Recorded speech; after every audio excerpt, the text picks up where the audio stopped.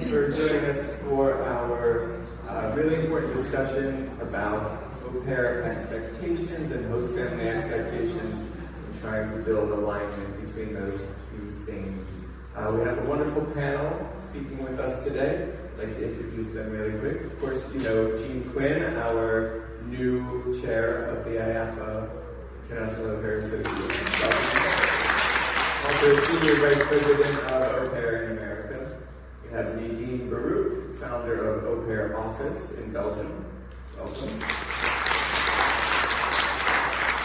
And Charlotte Kappa, the co-owner, not founder, of AFJ in France. Welcome. Last but not least, we have Carla Verster from Carla's Au Pairs, the founder of Carla's Au Pairs in South Africa. Welcome. Carla, you're exclusively a sending agent, so I know you've dealt with hundreds of au pair applications and au pairs over the years. Are you seeing, in a wider sense, what do you think the expectations of au pairs are these days for the program? Well, in the South African and Namibian context, I mean, it's changed in the years, but I still see some main themes, and those are the ones that go for the cultural experience and the traveling and the adventure. Then we have those that want to maybe go and save some money, bring back home money. And we also have a lot that go to gain some experience for their resume, so that when they come back, they maybe can get a job in cultural exchange or traveling or areas like that. I do think that social media has influenced some of the expectations.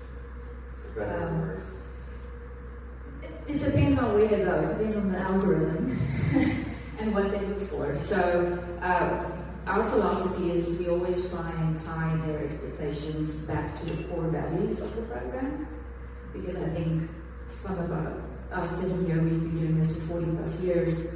Obviously the world is changing, technology is changing, generations are changing, expectations, but the core values of the program is the same.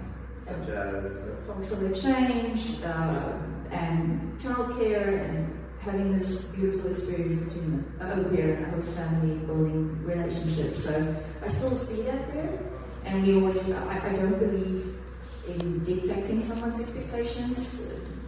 For me, I have different expectations, for example, coming to this conference than you would have. And there's no right or wrong, but we do try and manage it and just tie it back to the core values of the program, just to make sure they are indeed realistic. Great, thank you. Sure. Carla, talking about Gen Z, you've mentioned that you see some really great qualities in Gen Z. I know they get a lot of flack for other things, but can you talk about some of the things that you really admire about them and that maybe we miss sometimes? I mean, there's always a lot of stereotypes when it comes to generations. I think it's always been like that since the beginning of time. Older generations not really understanding younger generations. From my perspective, I like to look at them as a whole person, good and bad. I see a lot of confidence coming from, I'm an elder millennial, almost Gen 8.